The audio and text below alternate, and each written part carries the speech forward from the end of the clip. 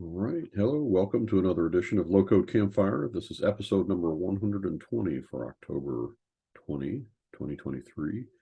And I will just start out by saying aloha. I am Dale Warner, head of support for Plantanet. And we will drive directly into the meeting. Low Code Campfire is a weekly event that Plantanet does for our community to talk about the experiences and challenges and techniques that you use behind Plantanet, and it's an all skill levels welcome type of meeting.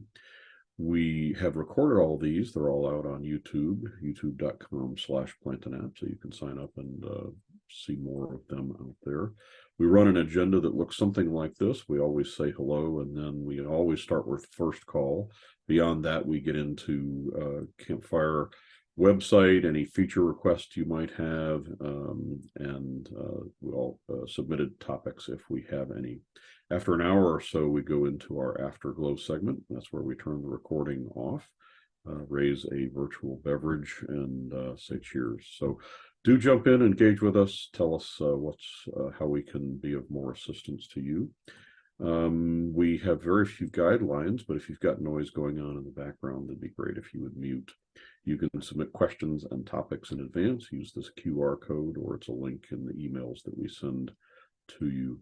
We do have one submitted topic already today, so that'll be a good one. And with that, I'll say good morning. Hello. Good morning. Good morning and welcome back. Good morning. Hello. Thank you. Yep. It was good. I missed you guys, but not so much that I actually signed in and took a look at the campfire. So anyway, and I think Patrick took a day off today, so now you have alternating hosts. So thanks. All right. So good. First call. Anybody have something that they'd like to bring up?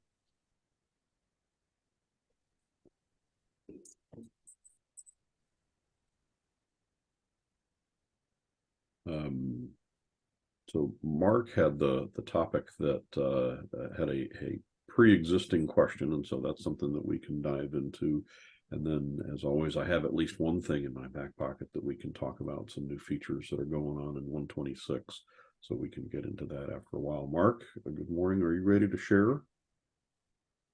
Yeah, not my camera, but yeah, but I'm ready to share. Sure. I'm going to share the screen.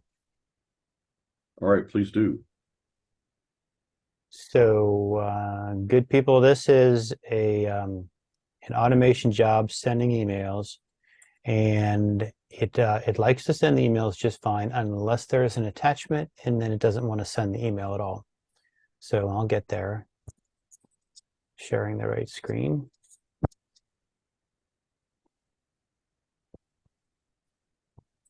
Okay, I think you're seeing it now.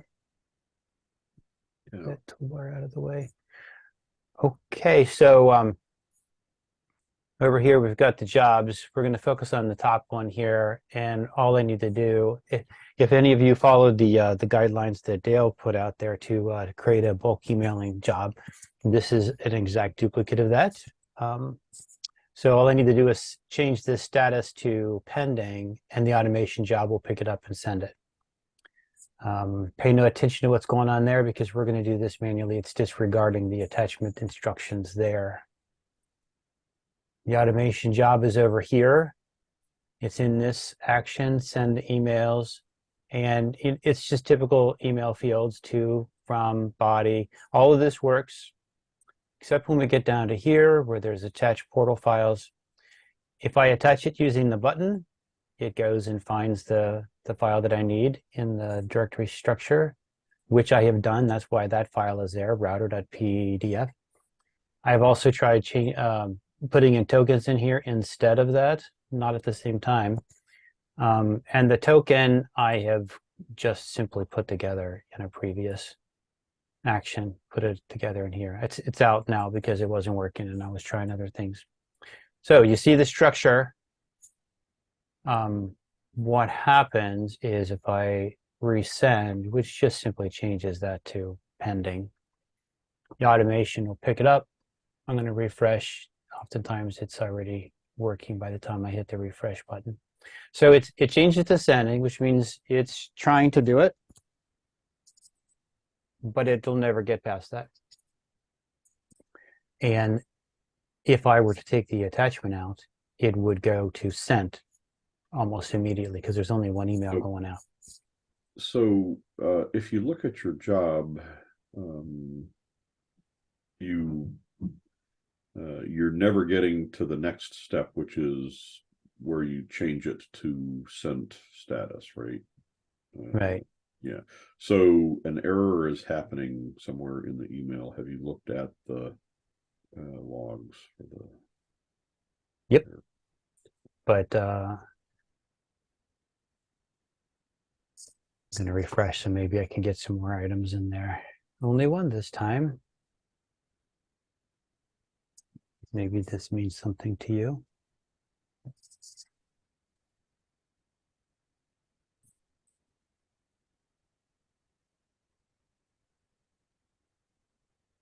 It doesn't seem to be terribly helpful, does it? Job send pending emails trigger. Which one is action 49?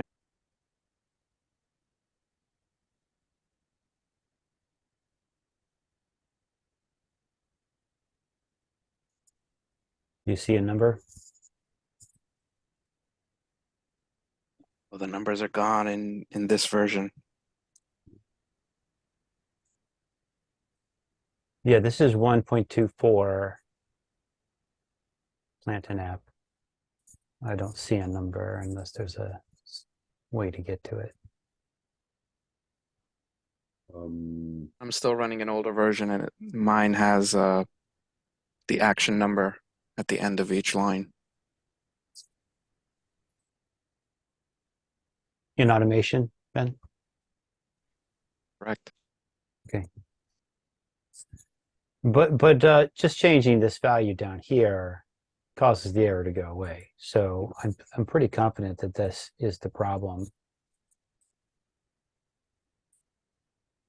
So do you have just double checking on the updates? Are there any hot fixes that have you checked to see if it's saying there's something needing? Sure. Let's go there.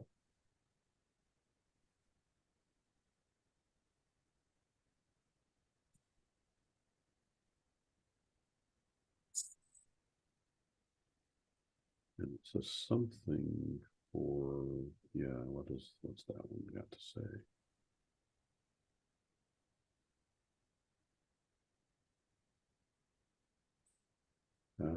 Portal ID, that could well be it. Do you have, without even installing this, if you go to your automation, have you selected a portal ID? I doubt it. I go to automation. So where would I do that? Just editing your job.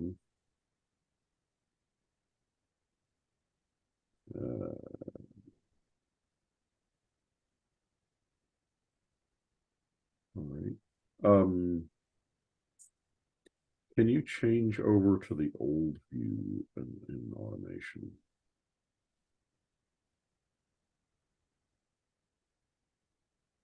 Edit that one. Let's see if context portal is. You have the ID that's- numbers. Thank you. So this is not the right portal. It Okay. shouldn't be on the Fortress portal. So that corrects that. I noticed that in one of the error messages previously, it had, that's just another portal in this install. Great. And so I noticed that the Fortress showed up in the error messages, and I was wondering why that would even be. Okay. Well, I just took the, in the automation, let's go back to that. I got to put the attachment back in.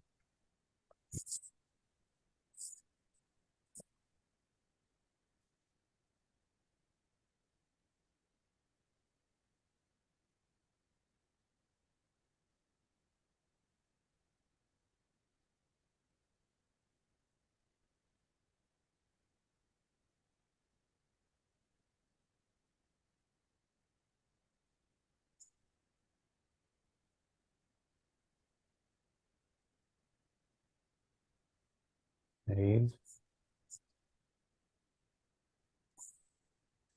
Send.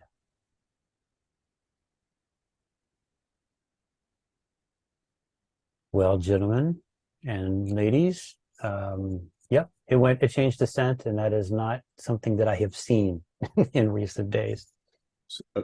Can you go back into automation and switch to the new view? I just wanted to verify whether portal is showing up in that new view. Kind of went pretty.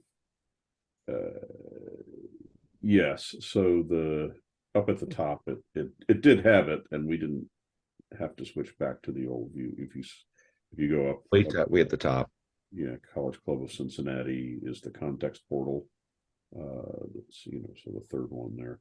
So selecting the wrong one, it's doesn't Right, the files aren't in the changes same place. changes where the file system is. So that was the bug. I'm glad it was something small like that. So am I. Well, that's awesome. I'm checking email over on the other screen, waiting for that to come in with an attachment. And there it is, and there's the attachment. Well, good job, folks. That's yeah, weird. Switching to old view and back to new view, your ID numbers popped back up. I They noticed weren't there that. before. Well, look if you go down, scroll down into execute actions. See, they're not there in the inside the execute actions one in the action list. They are Okay. higher. But 447 was the one that messed up. I think it was 49. I thought. Okay. Well, then, So it's probably not. Okay. Well, I've been messing with that for a while, and I don't think that I was aware that this was even there. Very good. Cool. Thank you. So chalk one up for a success for the campfire. Absolutely. I'm going to pop out of the screen share. Thank you. Absolutely. So I think that what does that qualify as a I don't know, one of the ghost story, something you're chasing, and whatever we call those. Okay. Devil's in the details on that one. Yes, absolutely. Yes, and you also made the point that it was the automation job, which is a little bit different. The fact that you have to choose a portal to work with is, if you'd had done that same thing in a form or something like that, or a workflow, the portal is implied because of how you're Context. yeah, the context. So it gets a little bit different. Okay, good. What else can we solve today? I have Somewhat something. of a ghost story, but not Oh. a request. Sorry, go ahead, Don. No, you first, Ben. Well, mine's not a question, it's a ghost story, so if you have a question, go right ahead. Well, I'll give my question. We can all vote for it. Which goes next? The question is about a new job that I have where our county wants to send out notifications that taxes are due. And so they wanted me to create a sign-up system where the residents can sign up.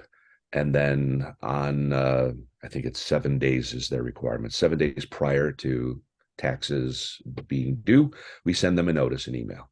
So it seems simple. I set up the form for them to request this notification, so that part's easy. The question that I have is in the automation and what to do to trigger it. So is there a way to say the trigger is whatever the date is for the 10 days due, or should the trigger be every day check if it's the right date? I'm not sure where the trigger should be and what's the best in class type of solution for that. One other condition of it all is that there potentially could be thousands of people that want to do this, so it probably needs to be done in batches, in small groups. So a batch of emails get sent out every time, so that I don't overload any email systems or appear to be spamming, especially a bunch of people who have Gmail accounts or things like that. So there's a couple of things that come to mind, but one of the um, one of the challenges of something like this is designing it so that it's kind of resilient and doesn't so for example, let's say that you did it and you said you're going to run some kind of a SQL query, go out and get all the different dates, all the different ones that are coming up due in the next 7 days. But it's 7 days from when. If you do it current date time now, it's going to work for you. But if for some reason the job isn't running or didn't run, then how do you catch up, right? Let's say it didn't run for 3 days, and you want to make sure that you get them, but not double email people, that kind of thing. So one of the techniques that I've used before in something like that is that you have a table, a place where you store the date last sent, so that you can advance that and use that in use that to find the ones from from the last time that you sent until now, and then update that date so that once you've successfully sent all the emails, you don't ever send them again. Is that making sense? Yes. Everybody on the list that has requested it will get an email, and it's always a set date. So the 7 days before and that kind of a thing, we could just have our client tell us, okay, what is that date, as opposed to trying to play around with, okay, it's always 7 days from a certain date. So she could just say it's going to be May 25. Boom, that's it. It's always going to go out on May 25, and as fast as possible, get everybody out on or after May 25. So that's kind of the job. I don't have to worry. So it's not a floating date for each individual taxpayer. No. There's right. It's not a flowing date. It's always one date for everybody. Yeah. Okay. So I do like the idea, the concept of what date is sent is similar to a bit that says it has been sent. So I already had thought of that in the request table. So the list of people, I have their email address, and I have a bit that says they were confirmed, because in the email sign up process, I don't count them as confirmed until I send them an email when they sign up, say, okay, go to your email, and then I put a GUID in the record, and they pass back the GUID. And so if I get on the page that's the confirmation page, I look to see if that GUID is in the table, and if it is, then that guy has been confirmed, and now I have a list of valid email addresses. And then I put another bit that said that the notice has been sent. So and when I'm going through my loop, I know that if they're part of an email and I do send the email and it comes back saying that it did get sent, then I set the bit for that those people saying that they have been sent. So is your question, what should be the triggering event? Yeah, the question is, what should be the triggering event?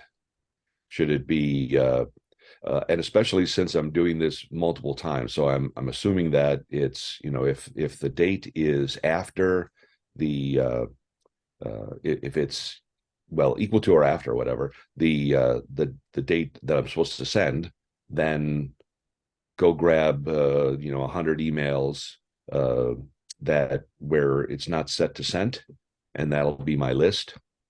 Go do the send of those 100 people. And then for each of them, as I go through the send mail, I would set their bit to it's been sent, and then I'm done with the with this loop. Then it will run again at some other time and do it again and again and again until it's a zero list. And when it's a zero list, then I don't know, do something else that marks that I'm all done. Okay.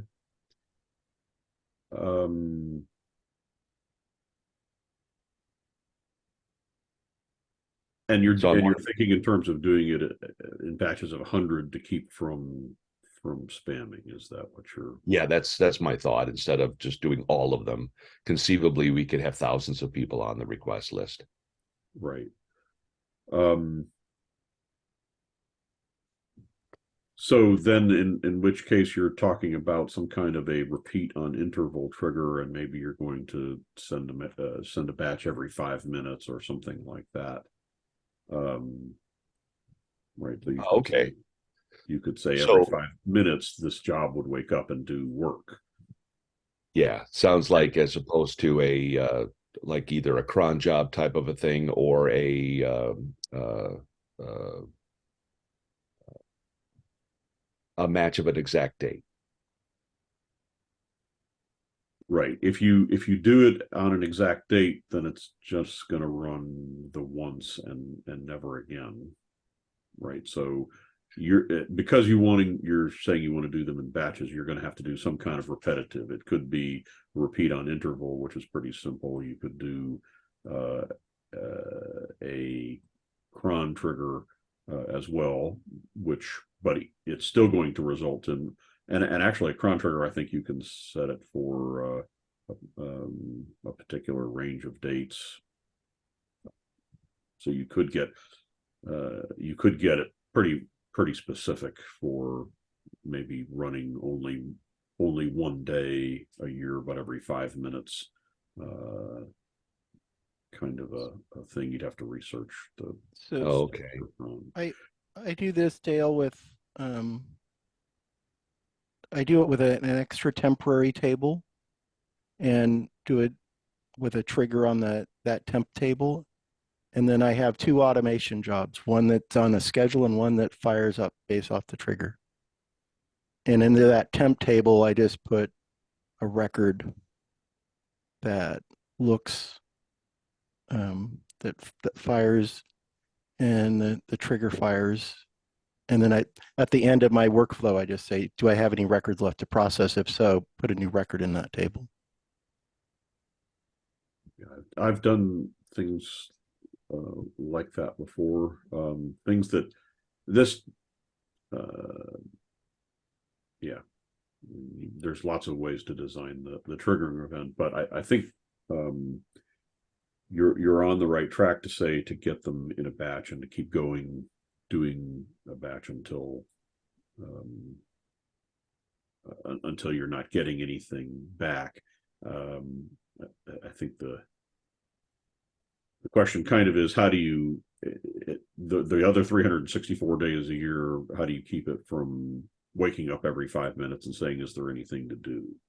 Right. It's not that it's that was the other issue too, is just the efficiency of things rather than having a routine that runs every 5 minutes all the time for an event that happens twice a year. 2 days in a year seemed not conservative enough for me. Yep. And the technique that Jim was just talking about, that if I understood it correctly, the idea that if at the end of your job you say, do I have more to do? And if you have more to do, to insert a record into a temp table, you could be watching that temp table as a trigger for continuing work. So then, and Jim, help me understand if I'm parroting this back correctly. So one trigger gets you going the once a year or whatever the time period is, the twice a year, and then the second trigger is going to be used to keep going. That by inserting a record into a table that you're watching for with a trigger type of like on insert. You can be watching a particular table for when something gets inserted, and so the if there's more to do after the first iteration, it inserts, that triggers the job to rerun and rerun and rerun until at the end, when there's nothing more to do, you're not inserting into the table and it will no longer fire. Jim, did I kind of get that right?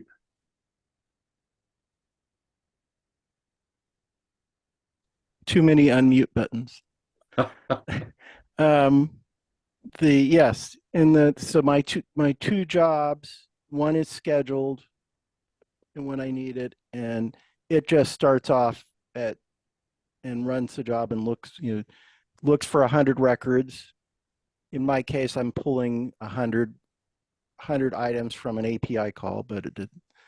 And then at the end of that job, they both run the same workflow. At the end of the workflow, it just checks to see if there's any more to do. And if so, it inserts a record into a temporary table that is being watched for the insert trigger. And then it fires the same job. It gets to the end of that workflow and resets. That was my original design. It's expanded a little bit in that temporary table became permanent because I realized, oh, I have a log now of when I'm doing this job and I can get status messages and things like that. So I keep that table now. And by just inserting a record in that table anytime I want, a user could run a job on demand. So I have forms that now go and say, oh, create me a record in that temp table. And the trigger fires and off it goes,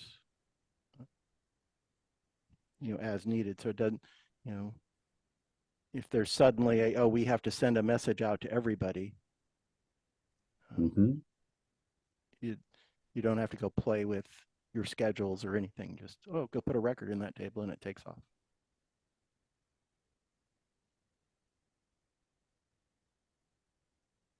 Is there a way to, for one action to enable or disable an automation? No, there's not an action that does that. They're going to be at the database level, there's going to be a flag someplace, but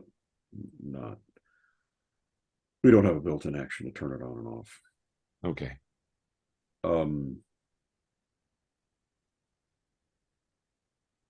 So I'm not positive what's happening at the very, very lower levels, but it just seems to be that regardless, there's always some routine that's running constantly to say, are there any automation jobs that I should check the triggers on? Right. So I may be, this may be sort of trying to be efficient when you already are doing the test anyway. So you might as well have the routine go in and fire off every 5 minutes, and then just check to see if it's in the right range. And if it's in the right range, then continue, otherwise stop. And it's going to do that anyway, right? No matter what, if you've got a job that's time-based, you're going to constantly check to see, is it time to run the job? Right. So I would say that our quartz scheduler trigger, I mean, yes, it's behind the scenes, it's doing a query. I think I suspect it's very efficient at doing that versus if you run a job every 5 minutes that's going to run a query to say, is there something for me to do? It's going to have to assemble an answer to that every 5 minutes. If you can design something that is the quicker that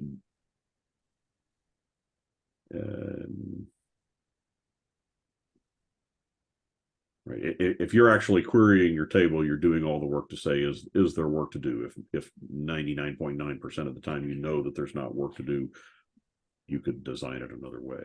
But it's Yeah, that's either my way, thought. it's Is not that the first thing that I would ask is it time to do this?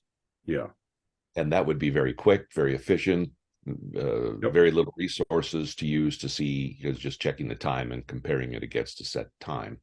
That would be very quick. And if not, if it's not time, then just go, then stop. So that would be what I wouldn't go in and look at the records to see if there's any records because it's not time to look at the records. So yeah, that would make sense. And so what is that definition of, is it time? Is it greater than something and also less than something else? Since Right, that's what I would think, is that it's greater than or less than so it would run constantly for a small period of time. Yeah. Again, in that same vein, the advanced cron trigger, I'm pretty sure you can tell it to run particular days, like the first Monday of May kind of thing, and it would be set up for the next year to run on the first Monday of May as well, even if it's not, even if the date shifts. So spending a little time for advanced cron triggers might be another worth your while kind of thing. And I see that Okay. has put another possible approach into the chat as well. So look at that. On the actions for your job or your workflow, I wanted to point out there is this wait action in the flow that you can use to slow down your job. So if you wanted to, in your loop, if you wanted to wait a second, in this case, this is a second, 1,000 milliseconds between emails, if you need to slow down your send, wait is available. So if you're running into spam, too many emails too fast kind of a thing, this is one way to. Oh yeah, okay. I hadn't thought of that, but yeah, that would slow things down. Yeah, and depending, I mean, you can kind of do the math and the number of taxpayers that you're doing, and like, so for example, if you're doing them in batches of 100 and you waited half a second between each, it turns that into what is that, 50 seconds or whatever. You can definitely slow them down, and the wait is very non-CPU intensive. It's not like it's doing, basically it's just slowing it down without taxing your server. Right. That's a possibility. Yeah, and Ben, thanks for the comment in the chat. That does make a lot of sense. Checking it with the date and then see if it's if the job is today, and if the job is today, then run. If it's not, then stop. So that makes a lot of sense too. I've done a lot of what you're kind of doing here, what you're trying to do. Yeah. I mean, I have like 38 jobs on my system, if not more, and a lot of them, vast majority of them are specific in that case, but I don't want to hard code the date in there, because then that means anytime the job changes, I have to go into the job and change the trigger.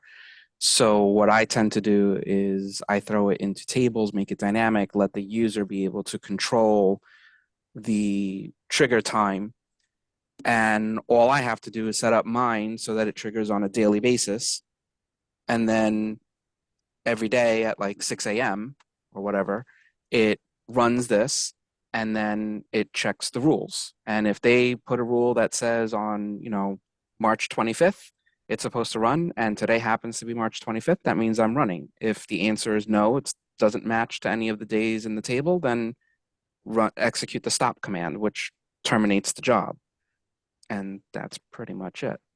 Yeah. And then obviously, if it continues, then do whatever logic. And me personally, just because of the way I have written it, similar to what Mark was just showing, I have my own many years ago that I've written a email queue system.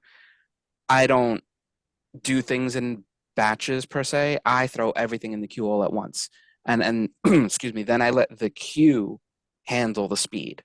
So if there's 3,000 emails that need to go out, my loop will go and dump all 3,000 emails in the queue. Now, once the emails queue starts running, it's going to process, for example, one email every 3 seconds or whatever to throttle it down to make sure that it's not overtaxing whatever email server you have. Okay. And your queue is dynamic in that when your conditions are met, you create a queue, as opposed to what I'm doing right now, which is I have a list of people that want an email, but that's not the queue. That's just, well, in my case, I am making it the queue. I've got a bit that said, did I send this person? What you're saying Now, is, my queue is specifically email. It's 100% dynamic. I use it throughout my application. Any single job, any single action form, whatever, any action that requires an email to be sent, it will dump that email into the queue. And then the queue runs every 2 minutes and it checks to see if there's anything that has yet been processed. Anything that hasn't been processed, it then loops through and starts emailing those. yes, got it. Yeah, that's a good idea too, to do it rather than a bit, because then right now what I need to come up with, I haven't thought of yet, is that with the system that I've started creating, I've got the bit that I set, but then what happens when we finished this year's or this month's email? Now I have to go back and clear that bit so that it's ready to go next notification time. So the queue seems to be I wouldn't have to do that in the whoever asked for it. I would just if today is the date that it's supposed to go out, then go through the list of people that want emails and create a queue out of all those people, and then run your process. Yep. And Got then, it. I mean, the way I have mindset, the reason I like doing it this way, and that this is just me, I don't know about other people, but there's a couple of benefits to putting the email in a table that's queued up to process and then just flagging whether they've been sent or not. The first and foremost benefit is that you have a complete history of every single email that was sent out by your website. So if at any point someone says, I didn't get the email or whatever, or this and that, you can go back in your tables and say, on this day and time, we sent this email, and this was the actual text in the email sent to this email address, so forth, so on, because all of that information's in there. The other nice thing is, in a situation, because I've done this as well, where I kick off an email, but I don't want to email the person multiple times for the same reason. So I may have, let's say, an event that runs every day and it checks for a specific situation that occurs. Let's say the last time a person logged in has been over 312 days, close to 365, whatever. And I just want to send a warning saying, if you don't log in the next week, your account's going to get deleted, let's say, for an abandoned account. Yeah. And obviously, once they hit that, let's say 300, once they hit that 300 mark, it triggers. But then the very next day is 301. It would trigger again because it's been over 300. So I don't want to do that.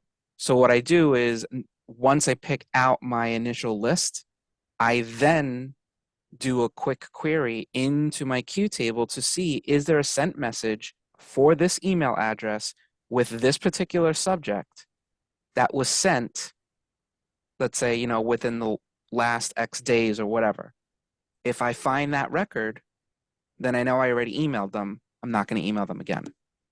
Right. Another thing, and I think what Mark showed earlier demonstrates this, that emails don't always send. And by doing the queue mechanism and marking them sent when they're done, you have a way of resending, figuring out what didn't go, sorting it out. When you have a send email action not queued and an error happens, well, now you're responsible for error handling. What do you do if it didn't go? Sometimes the email address is bad, which you're engineering around with the GUID scenario you talked about, but sometimes transport just doesn't work. Somebody's email server is down, whatever the case is. Weird things can happen with email.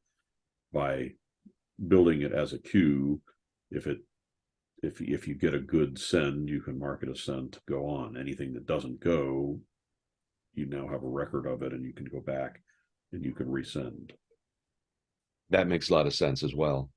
The queue that you're talking about, the first thing I think of a queue is that I delete the record when I'm done with it out of the queue. But Ben, you said that you have a history. So are you creating yet another table, but this is now more of a log?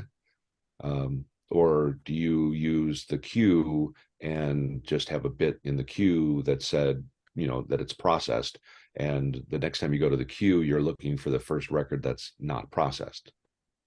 Guys, I still have So, this on my screen. Do you want to yeah, see it? the way mine works, I have a processed flag and a date time. Those are the two that I kind of mark. And then I also have a deleted flag, which I put on everything. But basically the combination of those three is what basically says that it's been processed. I'm not going to process it again. I flag them as deleted only because I have other logic that when I pull data out of that table, I only pull non-deleted records. So I only delete it after it's been processed, or flag it, I should say, as deleted. It's not actually deleted. The data's still there. But that's basically how I run it. The data always exists, and then I could always go back and look at it. And then in this particular case a particular case for one of my sites, it does get a little wieldy because so many emails go out every year. So at the beginning of every new school year for us, so that would be September 1st, I go back and the previous years, I extract all of that data, turn it into a CSV, email it to myself, and then I wipe the table clean. So I archive that somewhere else just in case someone says, hey, last year, did we send an email, for XYZ? I could always go back, but the data at least is gone. So it saves me on, having too big of a table. Got it. Yeah. So I've put into the chat this whole topic of queued email, and so we covered that in an hour back, however long ago in Local Cafe. This is the kind of fields that are there in there. So this is a snapshot out of that YouTube video. So, and it's just got the standard email fields plus whatever else that you want to track.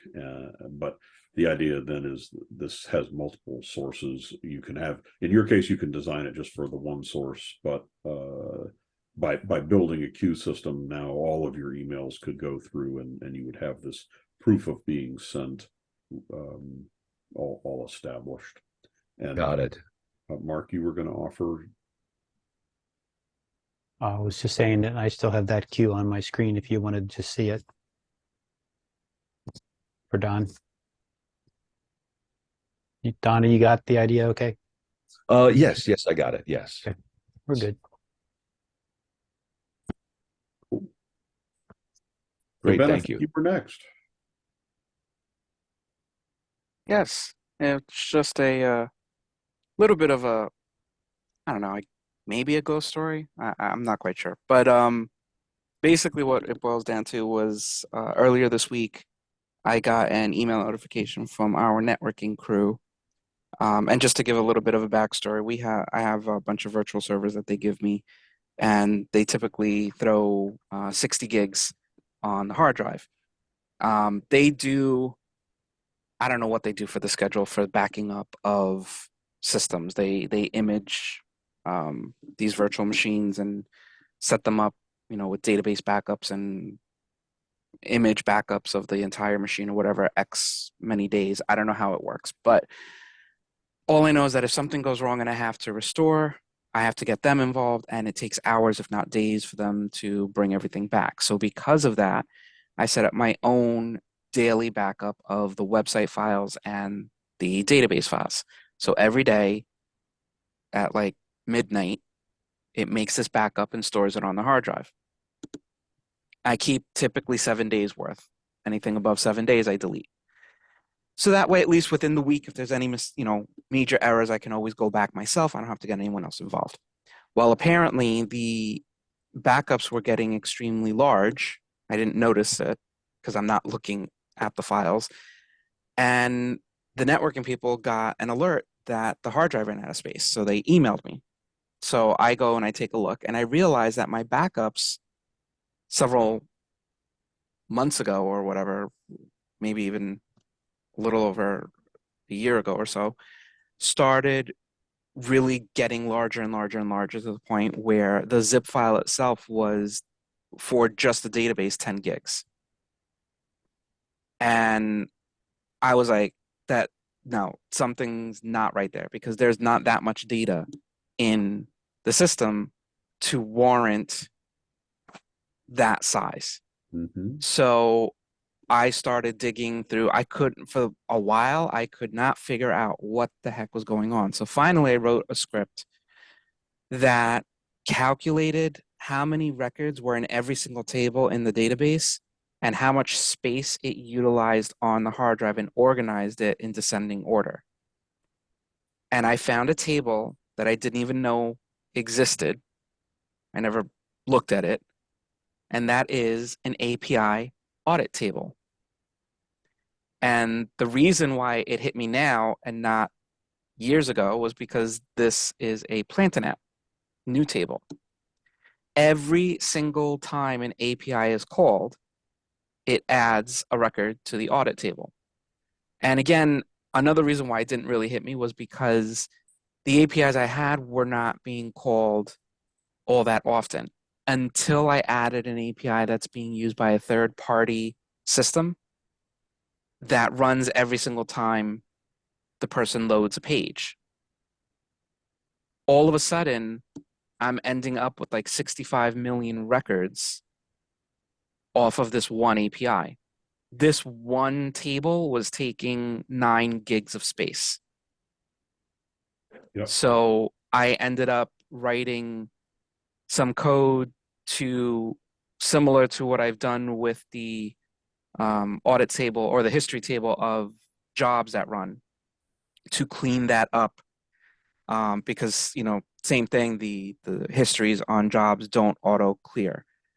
They just keep growing and growing and growing.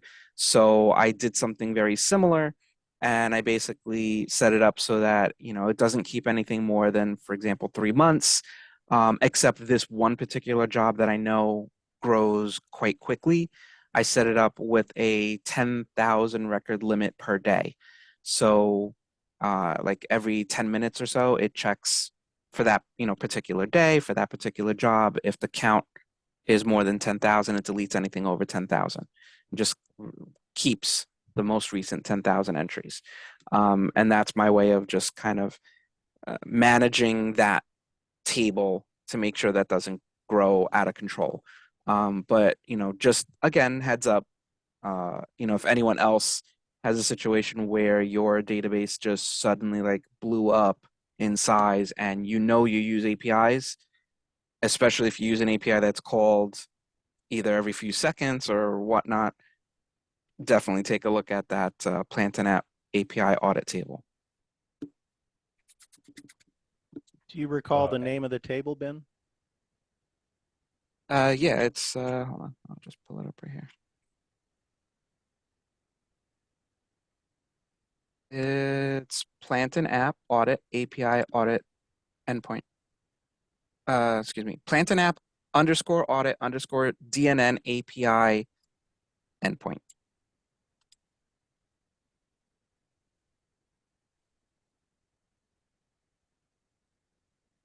But anyway, point is that after I did that, I got my database, which was compressed. It was 10 gig total. I want to say it was like 38, almost 40 gigs in size. I got it down to 600 meg.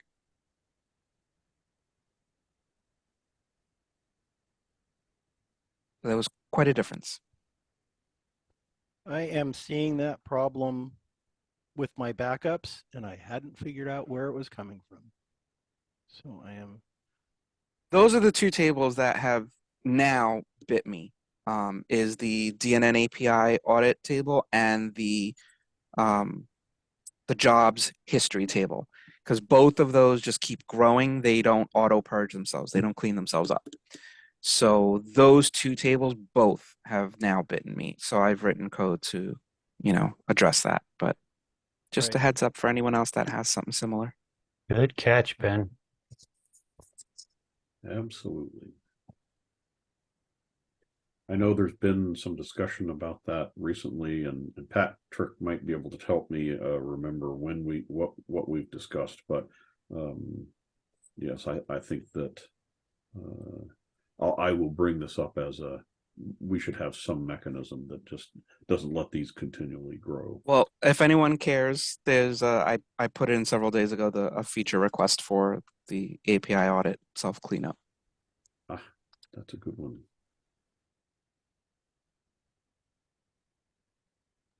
So feel free to thumb it up. On the way.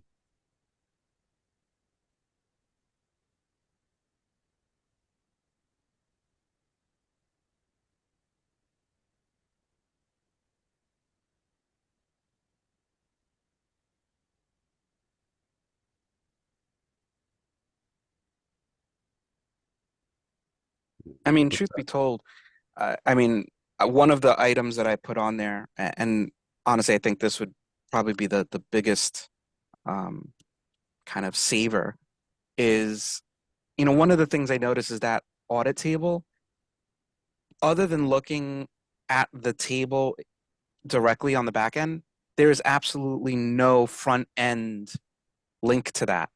There's no page that shows you the audit table. Not like when you go into jobs, you could look at the history of when the jobs ran. There's no history of an API run. So why that table is there, just retaining all this data that you can't physically access on the front end, was kind of a big question mark for me. But my thought was, in addition to having some sort of a self cleanup and an ability for us to control that, it would be nice to have the ability to just have a checkbox to turn it off and say, this API, don't audit trail it. I don't care how many times it runs, because the audit trail really doesn't give a lot of information other than what was the job and when did it run.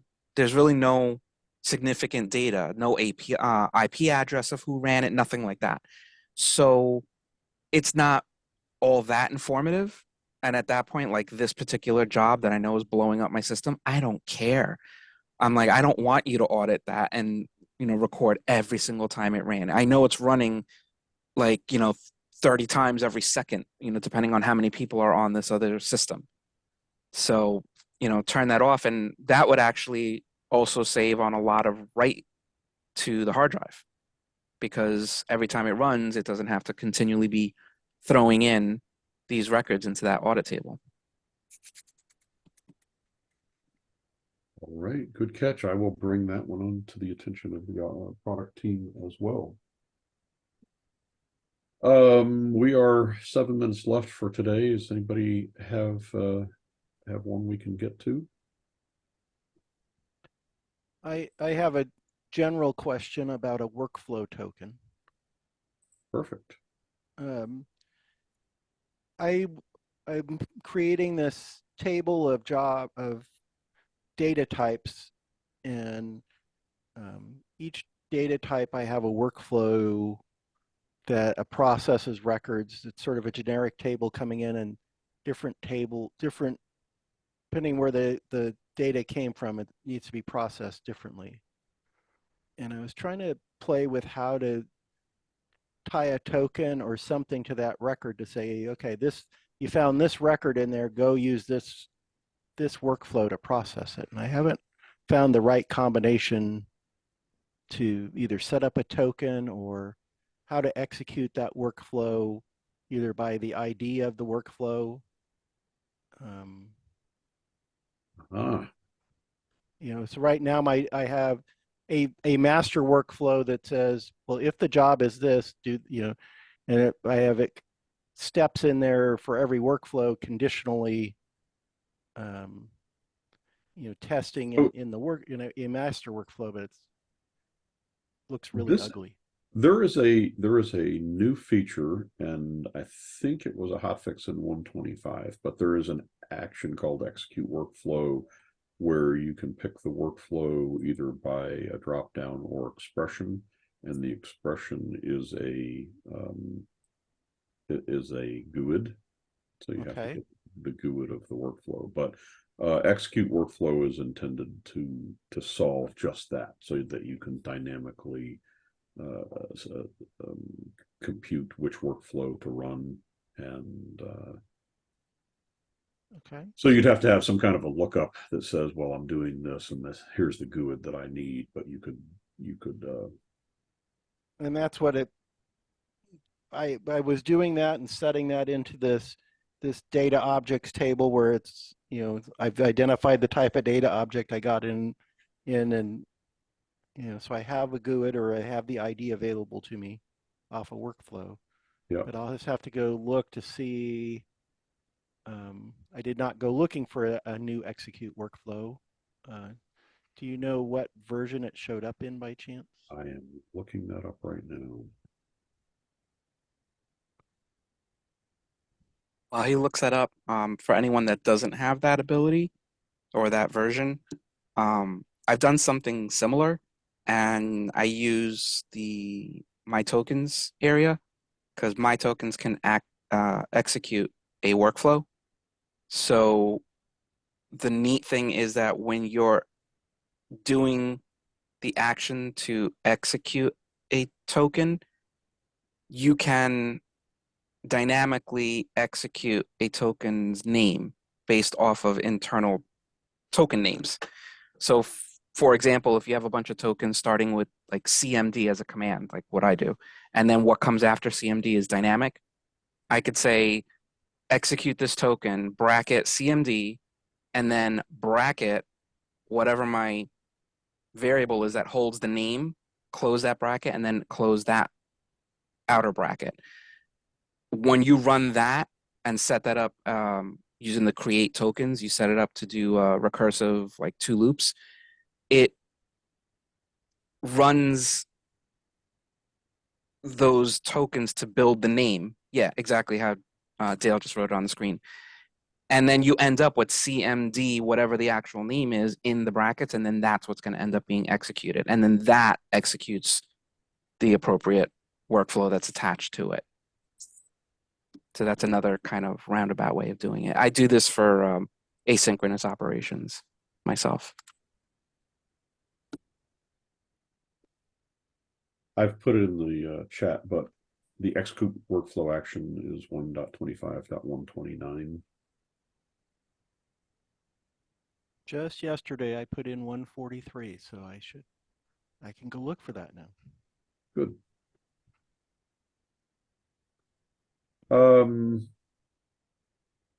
So while we're in workflows here, we have in 126, we're going to have a new view, old view kind of a setting where we're doing a lot of work in 126. So this is the old view, the way that actions are displayed in the new view. And actually, I'm going to switch here. I've got one that's already started. In the new view, it has the new layout of the action engine, plus it's got the IntelliSense kind of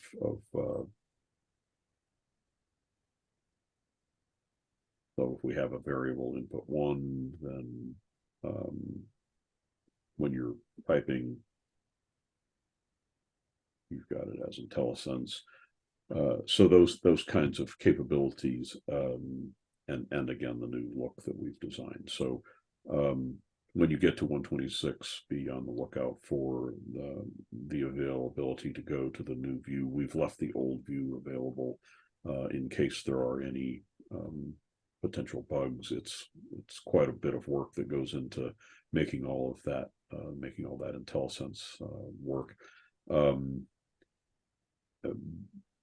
so we want to make sure that there's a backwards path so that nobody gets stuck. But for a few versions, we'll keep the new view, old view, and then it goes away. It's just one of the things that are there. So we've coasted into the end of our hour. So Quick question on compatibility of that. What's your where are you with DNN versions and 126? Does it work with 912? Does it work with 913? As far as I know, we are still at 911. Is it 2?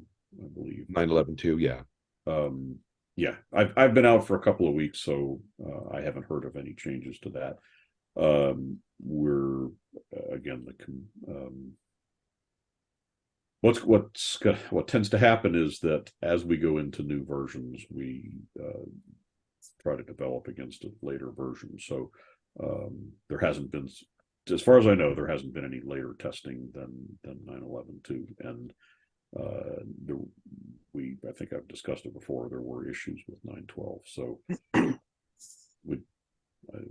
as far as I know, we're not beyond that yet. That looks Okay, really thanks. neat, Dale. I'm sorry. You know, while you were on that screen for workflows, I was sitting here thinking there was something about workflow development that I wanted to bring up, and I did remember what it was.